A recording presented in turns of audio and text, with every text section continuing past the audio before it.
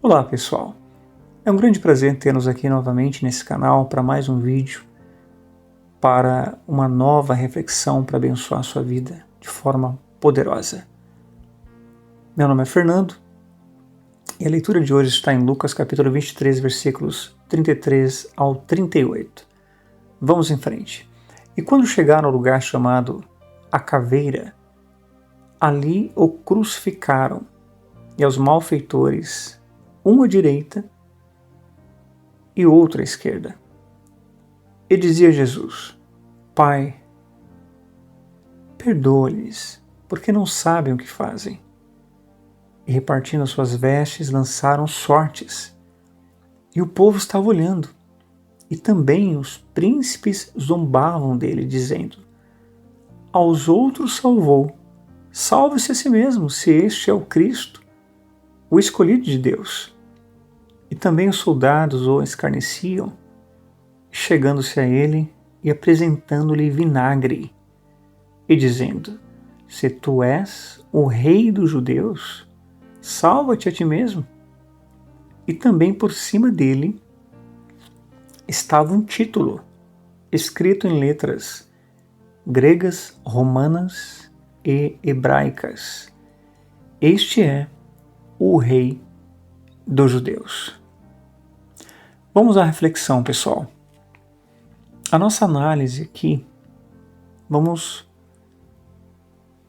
contextualizar, ou seja, vamos pegar um contexto mais amplo, vamos expandir esse contexto dessa reação poderosa do Senhor Jesus em relação àqueles que o escarneciam, o humilhavam. Perceba que o Senhor Jesus, mesmo sendo esbofeteado, surrado, mesmo ele sendo humilhado, mesmo ele tendo uma cruz de espinhos na cabeça, sangrando, sofrendo, cuspiram nele, bateram nele, e ele a caminho da crucificação, naquele contexto de sofrimento, angústia, amargura e dor. Mesmo os próprios discípulos dele tendo o abandonado naquele momento de perseguição, Pedro que o negou 3 vezes, Judas que o havia traído, as pessoas que estavam ali ao redor dele, que muitos daquela multidão ele havia curado, ele havia expulsado demônios, ele havia transformado vidas, ressuscitado pessoas. Um homem que só veio para trazer o reino de Deus, pregava amor, salvação, justiça, retidão, esperança.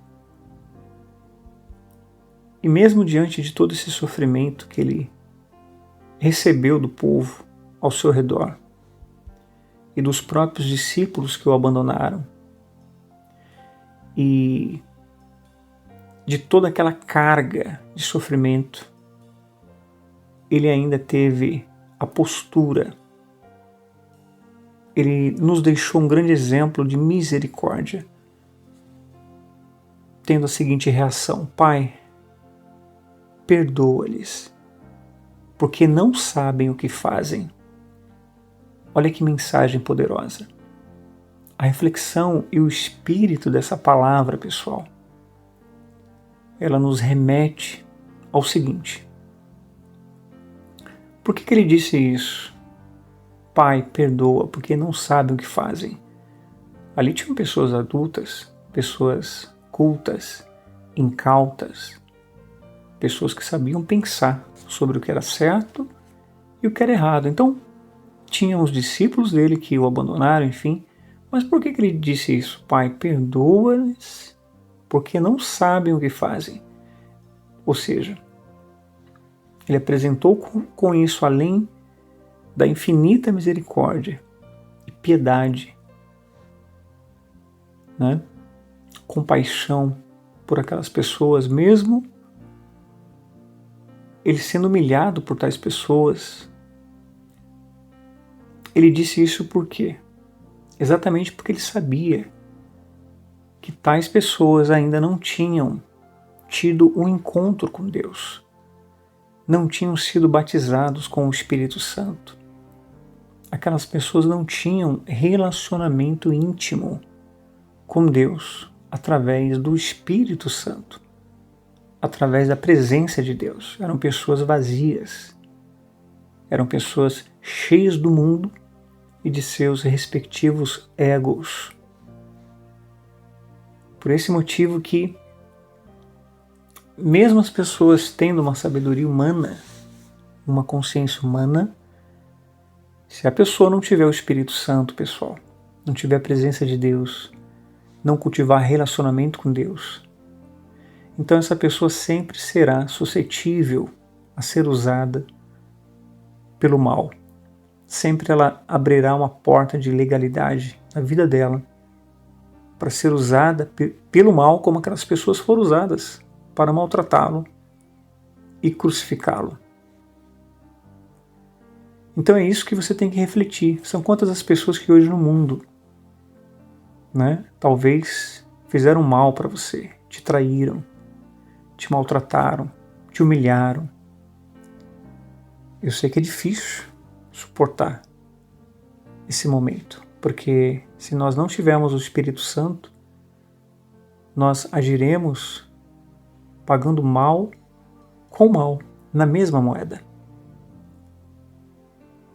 Então é por isso que hoje você e eu entendemos que, independente da pessoa ou do pecado que a pessoa cometeu no mundo, seja um assassino, uma prostituta, um drogado, uma pessoa viciada em alguma coisa, uma pessoa que tem prazer de praticar o mal, que não tem caráter, pessoas vazias do bem, enfim, não importa quem são essas pessoas.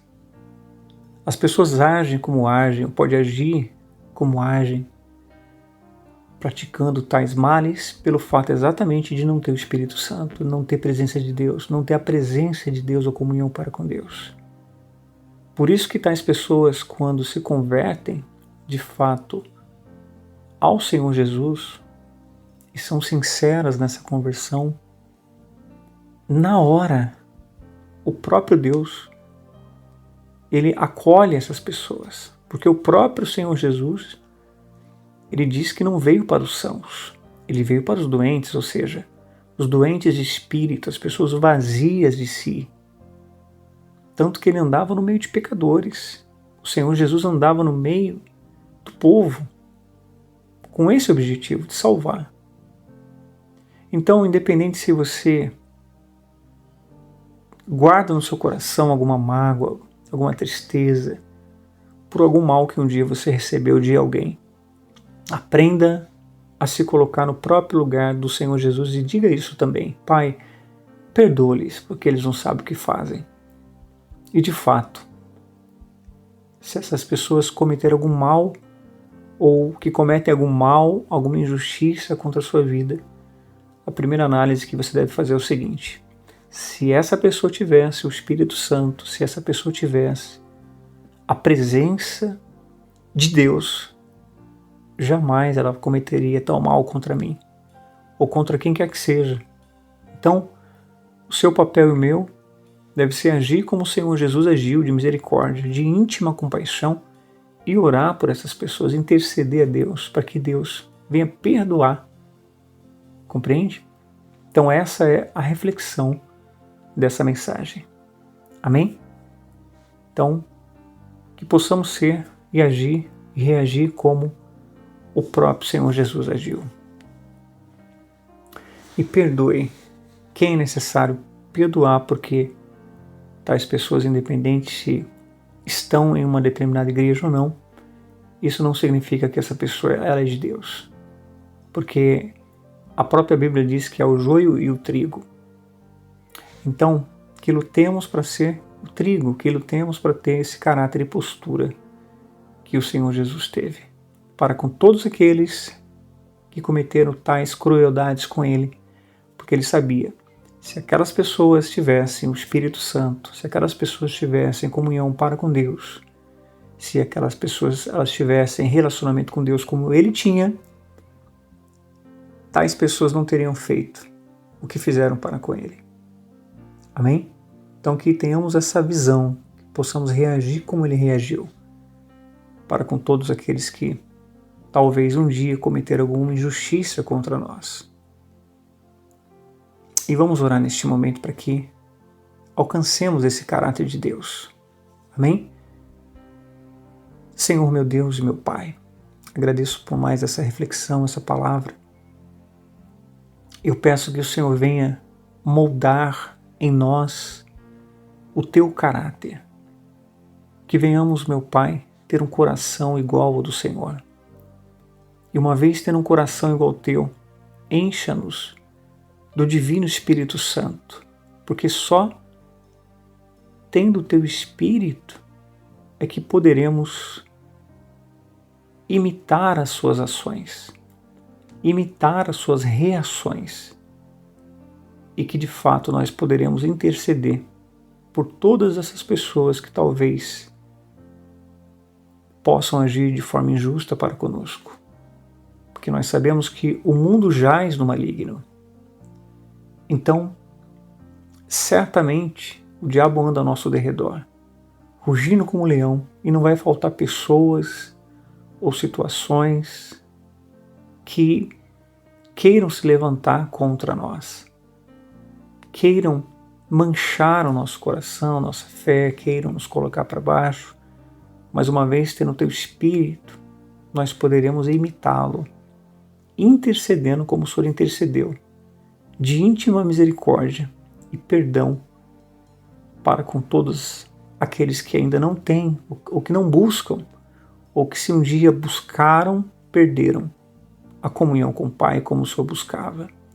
É isso que eu peço para todas essas pessoas que estão ouvindo essa mensagem, e me incluo também nesse propósito. Molda em nós o teu caráter. É o que eu te peço, agradeço em nome do Pai, do Filho e do Espírito Santo. Que Deus te abençoe e até uma próxima oportunidade.